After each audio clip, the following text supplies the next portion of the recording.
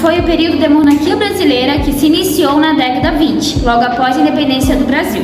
Dom Pedro I governou o país até 1831, quando renunciou ao trono. Este reinado foi o período da história do Brasil, iniciado a partir da independência do país em 1822. Esse período se estendeu até 1831, quando o imperador Dom Pedro I abdicou o trono brasileiro em favor do seu filho Pedro de Alcântara, futuro Dom Pedro II. O primeiro reinado foi direto um resultado do processo da independência do Brasil, que teve como ponto de partida a transferência da corte portuguesa para o Rio de Janeiro a partir de 1808. Quando isso ocorreu, uma série de transformações aconteceram no Brasil. A cidade de Rio de Janeiro cresceu e se desenvolveu. Os portos foram abertos e o comércio prosperou.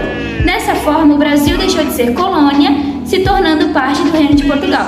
O Brasil estava relativamente sob o controle de 1821, quando uma revolução liberal do porto de Portugal foi realizada pela burguesia portuguesa, que demandava o retorno do rei de Portugal para Lisboa e a revogação das medidas que haviam sido implantadas no Brasil. A Revolução Liberal do Porto foi muito mal recebida pelos eleitos, e assim surgiu o movimento pela independência do Brasil, o qual considerou Pedro, filho de Dom João VI, como uma pessoa ideal para liderar esse processo. Infelizmente, a independência do Brasil não foi nem um pouco pacífica. Houve províncias que permaneceram leais aos portugueses. Por isso foi necessário travar uma guerra a fim de garantir a unidade territorial do país.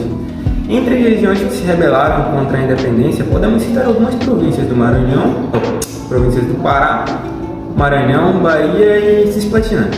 Em meados do século XX, os conflitos contra a independência do país estavam sob controle.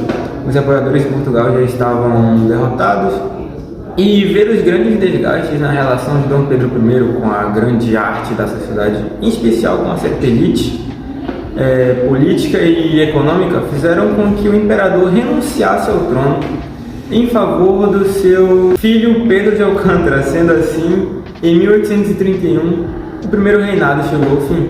Podemos citar alguns eventos que contribuíram para fragilizar a posição do imperador.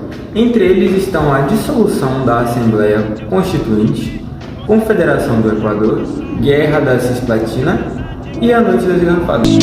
Que sedução e salve forte, presente.